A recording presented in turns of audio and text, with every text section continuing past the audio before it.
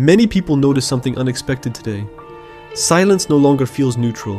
When the environment becomes quiet, the mind often feels louder, more restless, sometimes even uncomfortable. Neuroscience research suggests this reaction is not about boredom or intolerance. Experiments show that when sensory input drops, the brain does not become inactive. Instead, internally generated activity becomes more prominent. This episode explores what science reveals about what happens in the nervous system when external stimulation fades, and why silence can feel different than we expect. Later in this video, we'll look at how brain imaging studies, reduced stimulation experiments, and resting state research help explain why quiet moments can bring both calm and discomfort. The phenomenon examined here is not fear of silence or difficulty relaxing. It is the nervous system's response to reduced sensory input. Modern environments are rarely silent. Background noise, media, and continuous signals usually guide attention outward. When those signals disappear, the nervous system shifts from externally driven processing to internally generated activity. Researchers are interested in this because silence offers a unique window into how the brain behaves when it is no longer organized by incoming sensory information. For a long time, silence was assumed to be a passive state. Less input was thought to mean less brain activity. Early models treated rest as a baseline, a kind of neural quiet. Over the past 2 decades, this view has changed. Resting state neuroscience and sensory research now show that the brain remains highly active even in the absence of tasks or stimulation. Silence does not turn activity off. It changes where activity comes from and how it is organized.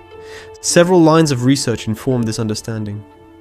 Functional MRI studies conducted at major research institutions have examined brain activity during silence while participants are instructed to listen for possible sounds. In these experiments, even though no sound is presented, auditory cortex shows sustained activation. The simple act of attending for sound recruits sensory brain regions. Other fMRI studies focusing on speech-sensitive auditory cortex have found intermittent bursts of activity during silence, involving large portions of auditory regions as well as areas linked to monitoring and awareness.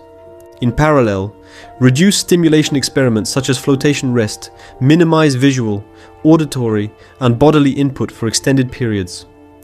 Researchers compare brain connectivity before and after these sessions using resting state imaging.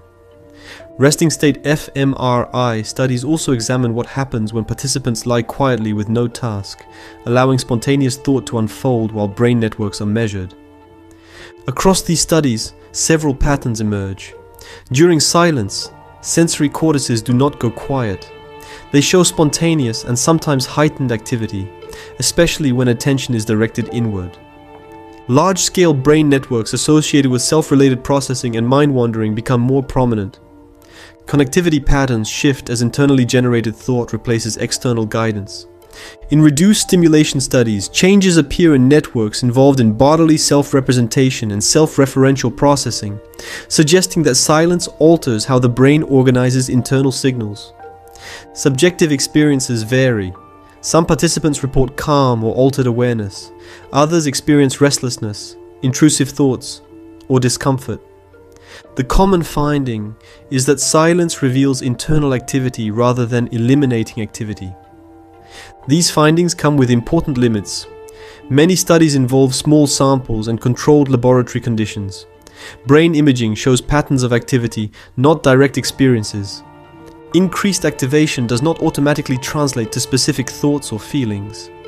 Researchers continue to debate how spontaneous neural events relate to conscious perception, and why individuals differ so widely in their responses to silence.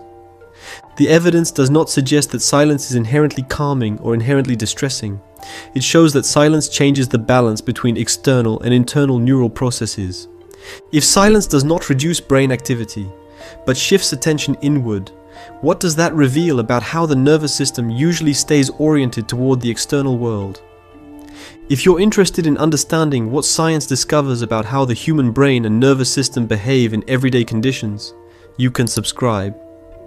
This episode is part of the series Why Modern Life Feels Mentally Heavy. In the next episode, we explore how artificial light has altered the brain's daily rhythms of alertness and fatigue.